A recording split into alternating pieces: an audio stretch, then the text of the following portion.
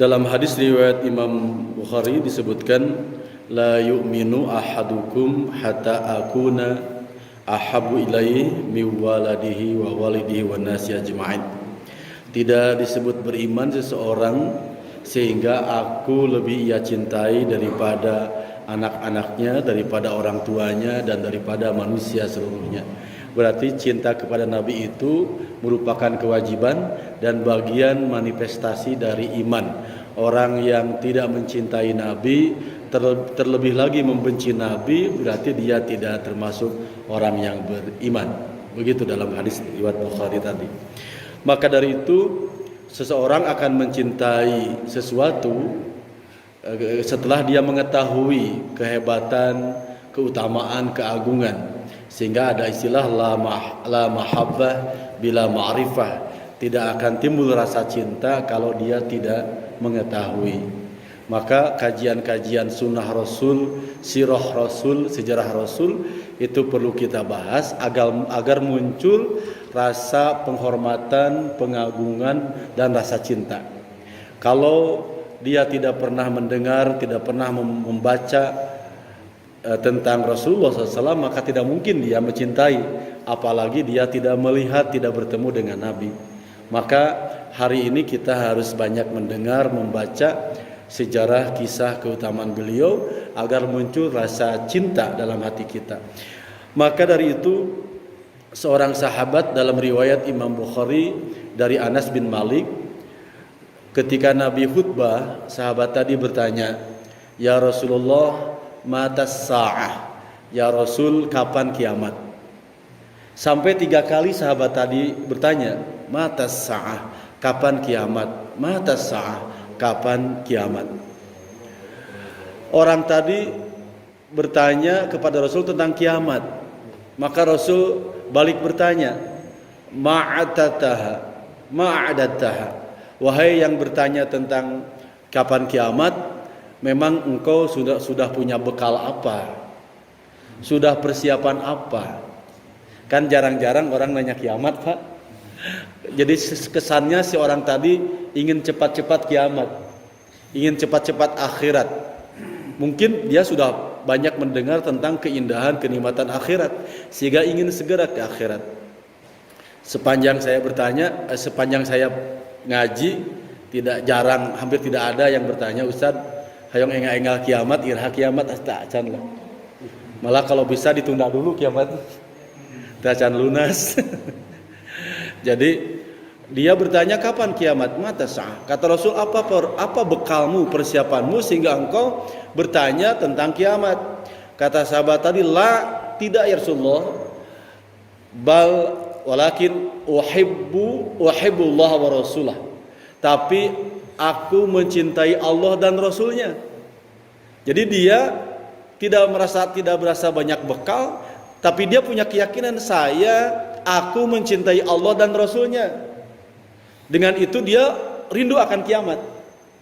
Maka kata Rasul menjawab, anta ma'aman ahbabta. Wahai yang bertanya, engkau kelak akan bersama dengan yang engkau cintai.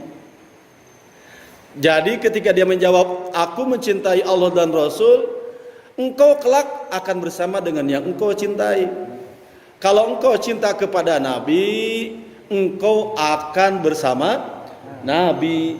Jika engkau cinta pada sahabat Nabi, engkau akan bersama sahabat Nabi. Jika engkau cinta kepada Nikita Mirzani, kelak engkau akan bersama Nikita Mirzani. Engkau akan bersama dengan siapa yang engkau cintai. Nah, jadi ada sekarang lagi tren front pembela Nikita. Nyalain lilin dan sebagainya. Ya kelak akan bersama dia, ya, di akhirat.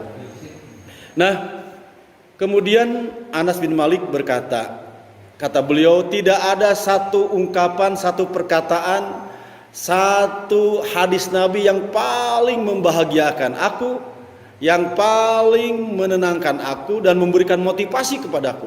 Tidak ada satupun hadis yang lebih aku merasa senang, merasa gembira kecuali ucapan Nabi, anta ma'aman ahbabta, engkau akan bersama dengan yang engkau cintai. Kata Anas, wa inni uhibbu Rasulullah wa Abu Bakar wa Utsman wa arju an akuna ma'ahum bihubbi iyahum walau lam a'mal misla amalihim. Masya Allah. Kata Anas bin Malik, aku ini cinta kepada Rasulullah, cinta kepada Abu Bakar Siddiq, cinta kepada Umar bin Khattab. Aku berharap dengan aku mencintai mereka, kelak akan bersama mereka di akhirat. Walau lam a'mal misla amalihim, walaupun aku tidak bisa beramal seperti amal mereka. Masya Allah. Ini Pak pentingnya abab dalam keterangan itu, bab pentingnya mencintai, bergabung mencintai orang-orang yang soleh. Ini hadisnya. Kalaupun amal kita lemah, kurang, dah kita teh mencintai, mendukung, mencintai, membela. Mudah-mudahan kelak kita bersama orang yang soleh. Begitu Pak. Kita ini, Masya Allah, mungkin kalau dengan Nabi sangat jauh sekali Pak, dengan sahabat sangat jauh, dengan ulama sangat jauh. Tapi kita mencintai mereka, kita tidak membenci mereka, kita tidak memusuhi mereka, malah kita mencintai mereka. Insya Allah dalam hadis tadi kelak akan bersama mereka. Kadang kan ada orang sudah tara sholat, tara ngaji, pagawean maksiat, ka ulama benci, ka sahabat Nabi benci, ka duriat Nabi benci. Aing ke di akhirat mengharap siapa? Mengharap syafaat siapa? Sudah banyak dosa, benci ke ulama, benci kepada habaib, benci kepada Nabi. Ya Allah, lalu di akhirat mau dengan apa? Jadi kalau sekarang banyak dosa, sekarang belum bisa taat, atau cinta-cinta gitu Pak, cinta ke ulama, cinta kepada Nabi, Masya Allah. Jangan sampai membenci Nabi. Kalaupun kita tidak bisa persis seperti Nabi, dan itu tidak mungkin. Sahabat tadi saja mengatakan, walau lam a'mal misla amalihim, walaupun kami tidak sama dengan mereka dalam beramal, tapi kami mencintai mereka, berharap kelak bersama mereka. Masya Allah. Amin ya Rabbal. Coba kita tes bapak-bapak. Nabi itu, Siti Aisyah menjelaskan, Nabi itu kakinya bengkak. Kenapa bengkak? Karena saking banyaknya sholat, saking lamanya berdiri sampai kakinya bengkak. Cing bapak-bapak kantos sampean bengkak gara-gara sholat. Ya Allah, bengkak mah bengkak, tapi lain ku sholat, ku rematik atau asam urat. Masya Allah. Biri-biri. Jadi bengkak lain pada sholat, pada asam urat. Ya Allah, menunjukkan bahwa sholat Nabi itu di luar biasa, sampai bengkak kaki sholat. Masya Allah. Siapa yang bisa mengikuti beliau? Itu dalam ibadah. Dalam berkeluarga Pak, Masya Allah. Kata Zaid Khadim, pembantu Nabi, selama aku 16 tahun membantu Nabi, tidak pernah aku mendengar kata-kata kasar kepada istri-istrinya. Selama 16 tahun tidak pernah mendengar kata-kata kasar karena kabojo-bojoan apa. Masya Allah. Kumaha bapak-bapak? Ya Allah. Masya Allah. 16 tahun tidak pernah ada kata-kata kasar. Ketika Siti Aisyah awal masak, yang taunya bumbu itu kan cuka sama garam. Jadi itu, satu kali masak terlalu asem, satu kali masak terlalu pahit. Ketika disodorkan pada Nabi, dan ini riwayatnya sahih masyhur, pas pahit, maksudnya garam mungkul berarti kan, ku Nabi diraosan, diasaan. Kata Nabi, belum pernah aku merasakan pasakan enaknya model begini. Masya Allah. Siti Aisyah senang sekali Pak, lapor kepada bapaknya bahwa makanannya dipuji Nabi. Tidak pernah merasakan enaknya makanan model begini, tidak pernah. Semangat bojonya Pak. Coba bapak-bapak. Sim kuring mah jujur. Sok jujur ke bojo teh, ya Allah ya Karim. Jadi betapa Nabi dalam keluarga, dalam bernegara, dalam bermasyarakat seluruhnya sempurna, tidak ada cacat, tidak celah. Maka kita tidak mungkin persis seperti Nabi, Pak. Tidak mungkin. Ibadah kita, sholat kita, haji kita banyak kekurangan. Tapi kita mencintai Nabi, membela Nabi, insya Allah kelak bersama. Amin ya rabbal alamin.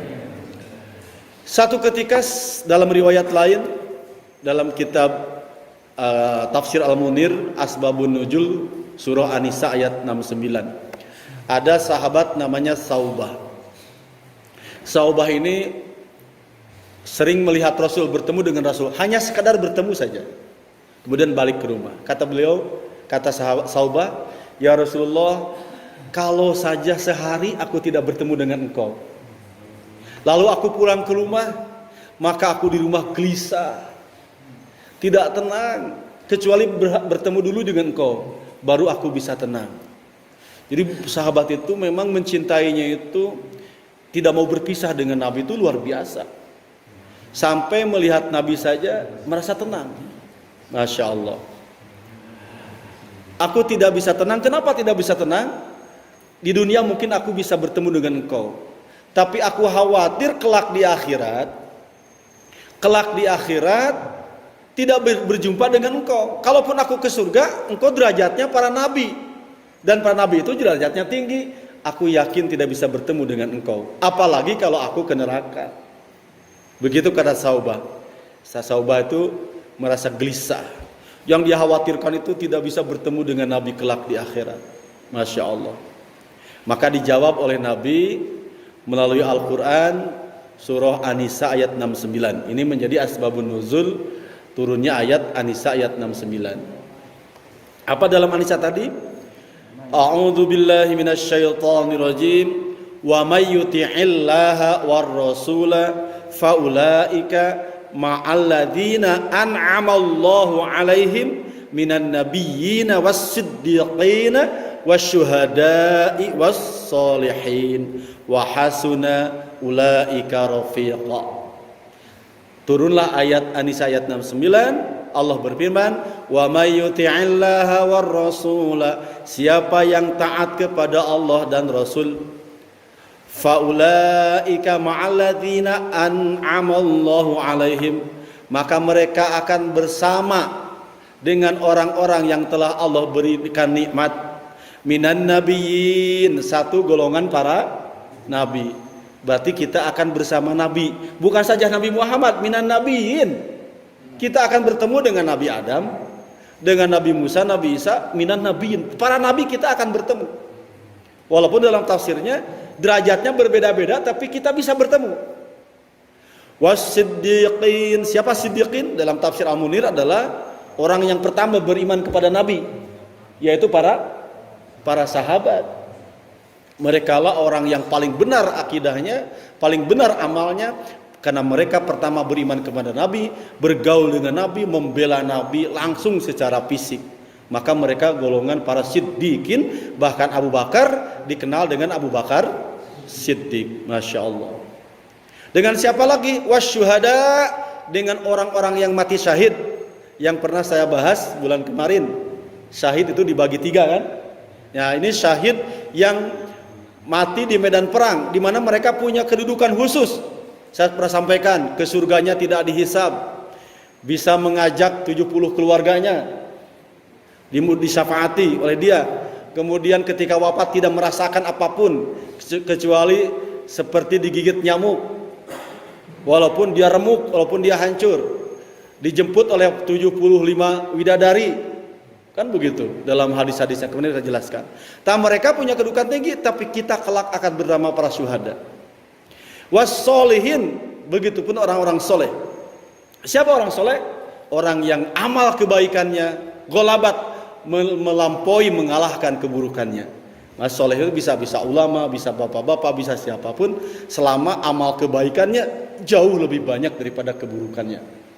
Maka siapa yang taat kepada Allah dan Rasul, dia akan bersama mereka. Ayat tadi menjawab Saubah, seakan begini, Saubah, jangan galau, jangan risau. Dan engkau tidak mesti bolak-balik bertemu dengan aku. Tidak mesti khawatir dengan aku. Kalau engkau taat kepada Allah dan Rasul, engkau akan bersama Rasul, bersama Nabi, bersama para siddiq, syuhada wa sholihin. Jadi ayat tadi menenangkan Saubah asbabun nuzulnya. Nah, kemudian dalam ayat tadi dijelaskan juga bahwa bertemu dengan Rasul, melihat Rasul itu bukan prasyarat, bukan syarat bertemunya dengan Rasul di akhirat. Bertemunya dengan Nabi setiap hari bertemu sekalipun bukan syarat bahwa dia kelak akan bersama Nabi. Menurut ayat tadi. Termasuk orang yang tidak melihat sekalipun, tidak bertemu sekalipun dengan Nabi, selama dia taat kepada Allah dan Rasul, maka dia akan bersama Nabi. Nah, ini ayat ini cukup bagus, cukup menarik. Andaikan syarat bertemu dengan Nabi kelak di akhirat, andaikan syarat gabung dengan Nabi di akhirat adalah harus bertemu dengan Nabi, maka kita yang lahir 1400 kemudian hari ini tentu tidak akan bertemu dengan Nabi, karena kita tidak pernah melihat. Jangankan melihat Nabi, melihat fotonya tidak ada fotonya, melihat gambar diharamkan oleh ulama melukis Nabi sejak awal, atau mimpi juga tidak. Masya Allah, man ra'a fil manami faqad ra'ani fa inna syaitana la yusammiluni. Kata Nabi, siapa yang melihatku dalam tidurnya, maka dia hakikatnya melihatku sebenarnya. Man ra'ani fil manami faqad ra'ani fa inna syaitana la yumathiluni. Siapa yang melihatku dalam tidurnya, maka hakikatnya melihat aku sebenarnya. Kenapa? Karena setan tidak bisa menyerupai aku. Masya Allah. Bapak-bapak kantos ngimpen sareng Nabi? Aduh, ya Allah, pami ngimpen sareng jurik merada sering. Sareng Nabi, ya Allah. Saya pernah mendengar Habib Al-Musawwa.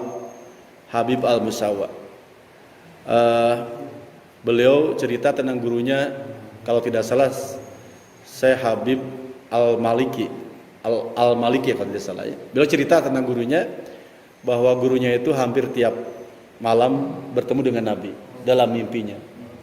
Masya Allah. Dia cerita, kenapa? Ada amalan-amalan apa? Salah satunya adalah amalan gurunya itu membaca sholawat sehari semalam 15.000 kali. Sholawat, Allahumma sholli ala sayyidina, terus begitu. Kadang para wali, para ulama itu kan nempel aja tasbihnya, atau pakai truk mesin begitu.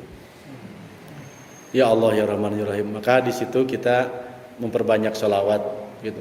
Kalau ulama-ulama sering lah, para Imam Mubarak kan sering bertemu dengan Nabi. Bahkan Kiai Hasyim Asy'ari itu bertemu dengan Nabi. Syekh An-Nabhani mimpi bertemu dengan Nabi.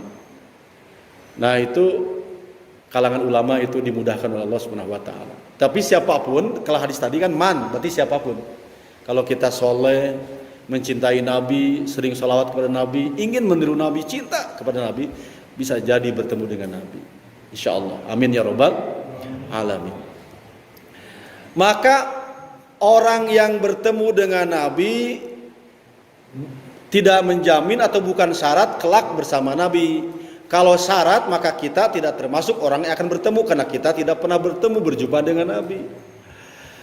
Tetapi syaratnya bertemu dengan Nabi itulah taat, iman dan takwa kepada Allah dan kepada Rasulnya. Maka itu menjadi syarat bergabung dengan Nabi. Bahkan orang yang bertemu dengan Nabi sekalipun tidak menjamin akan bertemu di akhirat. Apa contohnya? Abu Jahal, Abu Lahab, Abu Thalib, bahkan di antara mereka satu nasab dengan Nabi. Abu Jahal itu tiap hari bertemu dengan Nabi, Pak. Tiap hari bertemu dengan Nabi, bahkan orang yang paling besar kebenciannya kepada Nabi.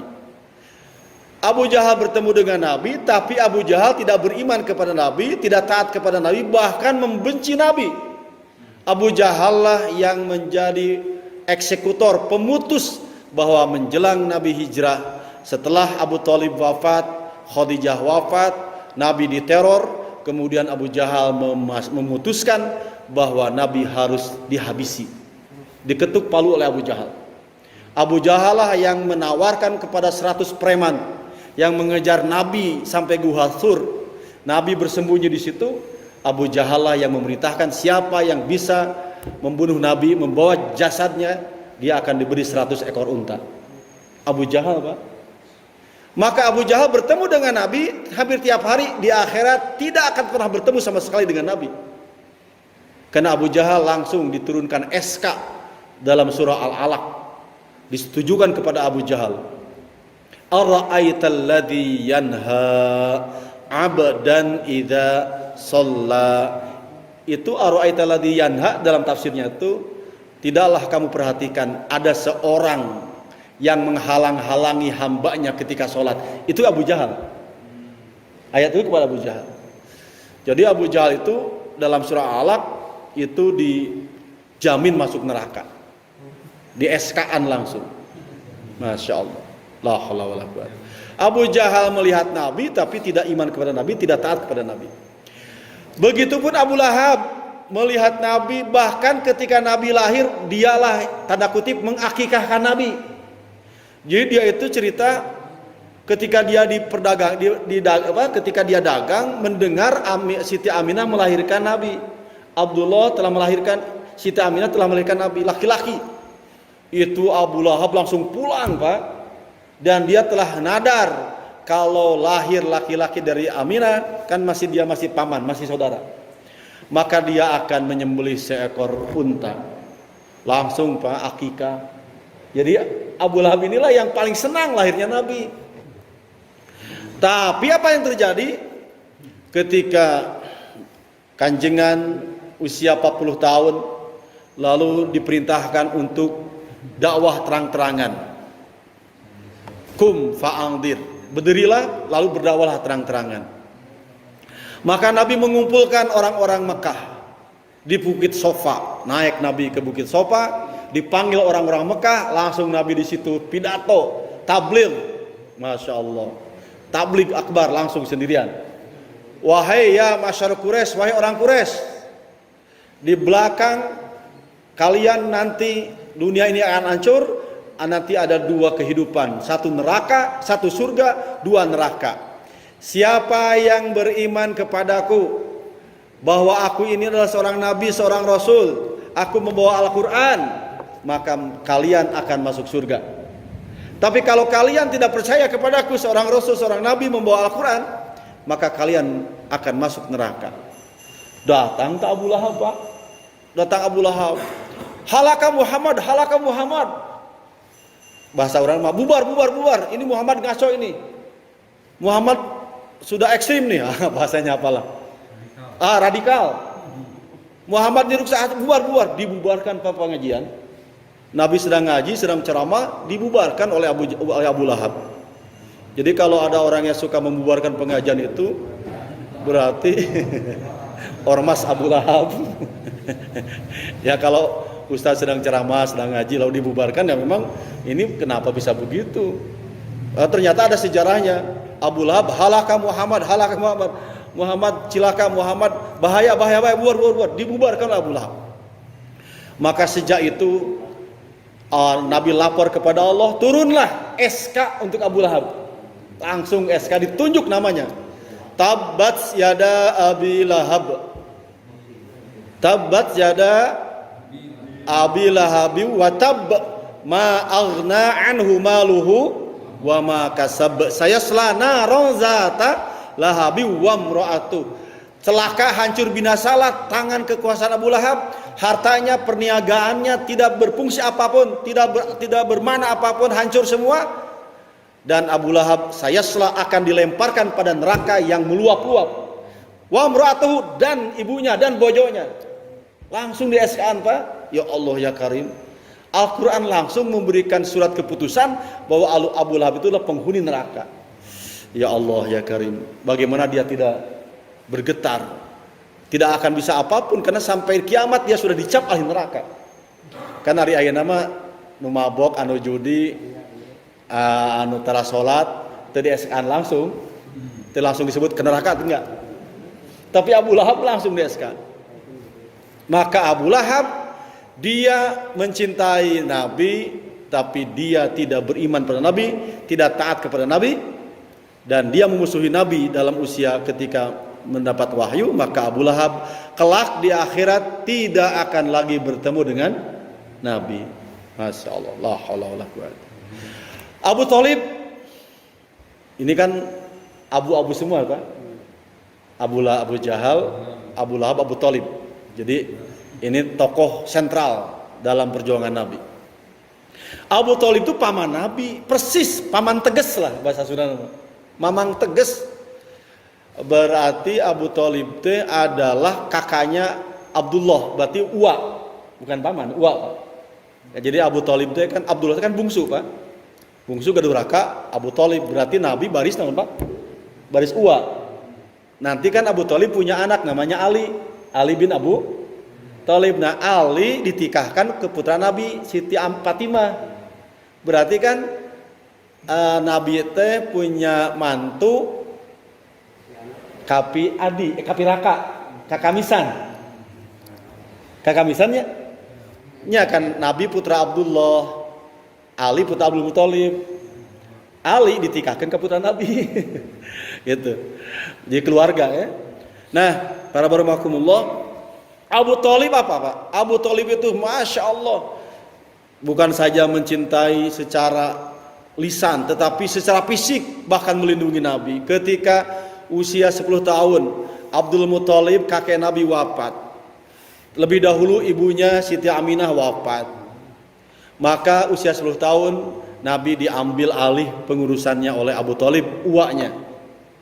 Sampai dididik dagang ke Sam, ke Yaman, diajak kemana-mana. Dan Abu Thalib pernah dikasih tahu oleh orang Yahudi, Buraiqah, bahwa Abu Thalib jaga anak ini. Anak ini adalah anak yang dijanjikan oleh kitab-kitab dalam kitab kami, bakal jadi nabi.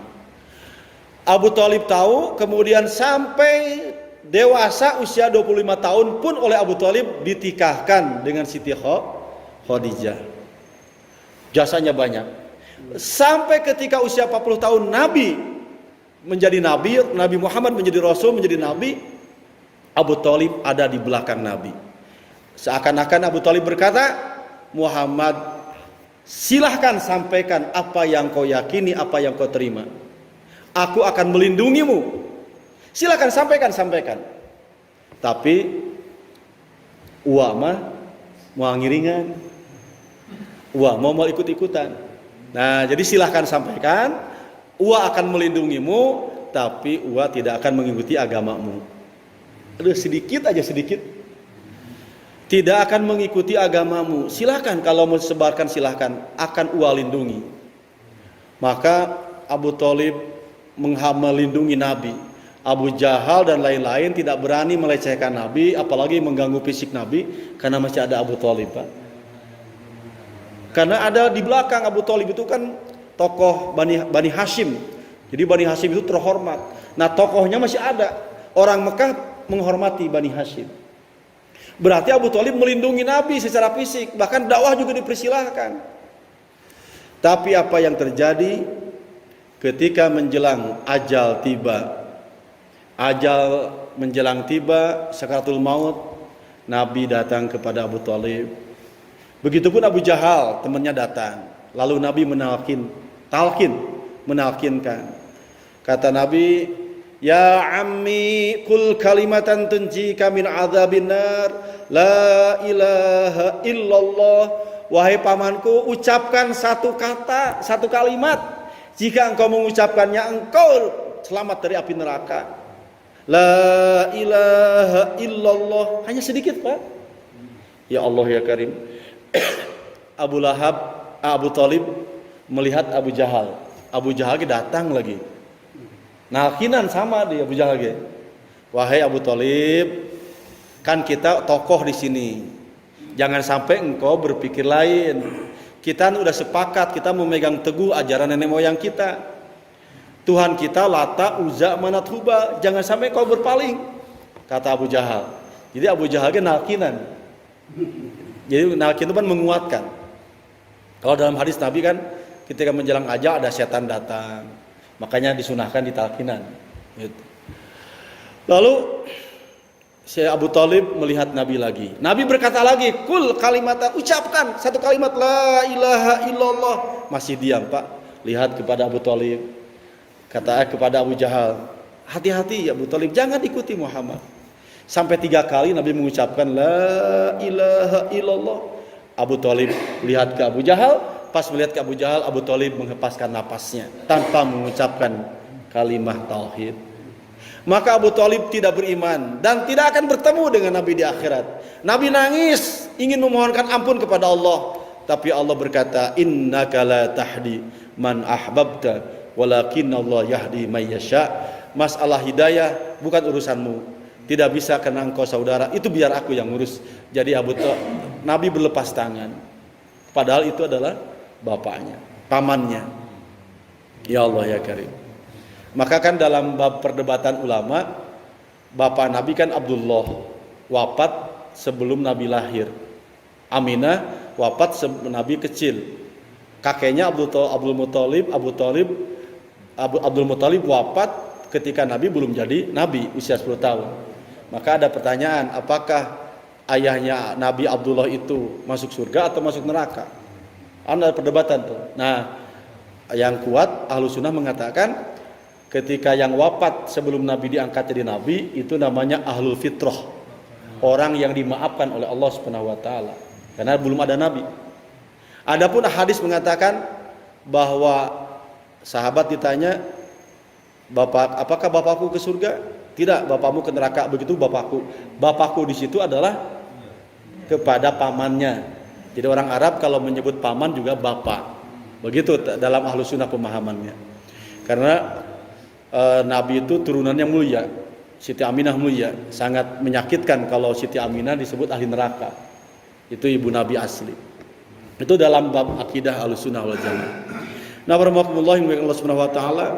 Maka dari situ kita bisa memahami, berkesimpulan bahwa orang yang melihat Nabi, bahkan nasab Nabi sekalipun, tidak menjamin masuk surga. Maka kita bersyukur kepada Allah, walaupun kita pertama tidak melihat Nabi, tidak bersama Nabi, kita juga jauh jaraknya dari Nabi. Kita bukan nasab Nabi, bukan nasab. Kalau para habaib kan duriat, cucu cicit Nabi. Tapi kita iman kepada Nabi, insya Allah sedang taat kepada Nabi, mencintai Nabi, insya Allah kelak bersama Nabi. Amin ya Rabbal. Bisa bayangkan oleh bapak-bapak, cicit Nabi, cicitnya dijemput oleh 3 juta orang dalam Google dikatakan. Di Bandara Suta. Itu cicit Nabi Pak. Yang ke-38 kan, itu garis ke-38 kan, habaib itu ada